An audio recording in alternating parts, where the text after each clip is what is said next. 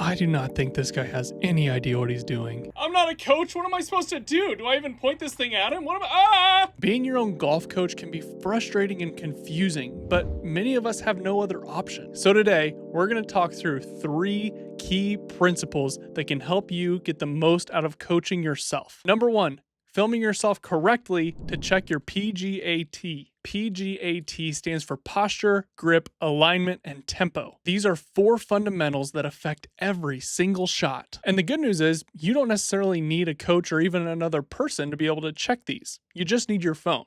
But it's really easy to do this wrong. So to do it right, set your phone vertically at hand height and far enough back to where you can see your entire swing. In order to check all 4 letters of PGAT, you'll want to do this from both down the line, where the camera is pointing at you and then your target, and from face on, where the camera is pointing directly at your face. You can use that down the line footage to check your posture, your alignment, and your tempo, and you use the face on footage to check your grip and your tempo. For posture, just make sure that you're on balance and in an athletic position. For starters with grip, just make sure that you're doing it the same every single time. And then if you want to make changes to your grip, go see a PGA professional. For alignment, are your heels / your feet, your hips, and your shoulders pointed where you want them to be? And from face on, check that your ball position is where you want it to be. Finally, if you're checking tempo for the first time, pull up a video of your favorite golfer's swing. For example, I love Jake Knapp's tempo. So I would pull up a video of his and watch it a few times,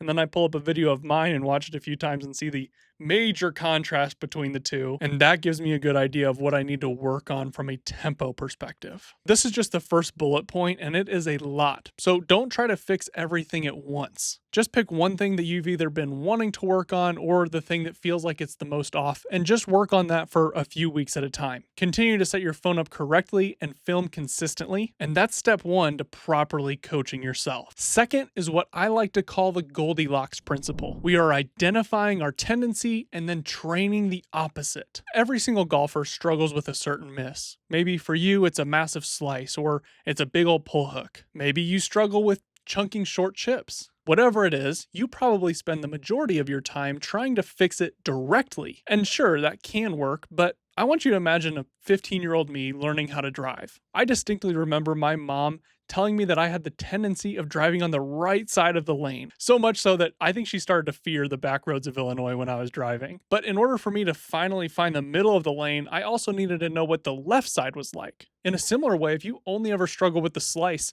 and you never hook it, well, you're not going to know how to fix the slice until you know how to do the complete opposite and then rein them both in. You can do this with any tendency. Like I mentioned earlier, if you struggle with chunking chips, let's skull a few on purpose. If you struggle with leaving 30-footers short, blow a couple 10 feet by. This works for a ton of different skills, by the way. I mean, I do this when I'm going and shooting hoops all the time. If I'm leaving a bunch short, you best believe that I'm going to be banking in shots the rest of that game. To get a little more specific, a lot of people struggle with the slice, so we'll start there. If that's you, I want you to pick a specific target in the distance, set your body up way right of the target, and set your face left of the target. Eventually, this is going to force you to hit a hook. This is also one of those instances where block practice for a short duration of time will benefit you more than random practice. Continue setting up right with your face pointed left and continue hitting just absolute snappers. The first couple are going to feel like you're not even playing golf. The next few you might get closer, and eventually you're going to get a lot more comfortable. Then go back to just setting up neutral and trying to hit a straight ball or whatever shot you were trying to hit beforehand. But now what you'll find is you know how to not only fix the slice, but you know how to hit a hook,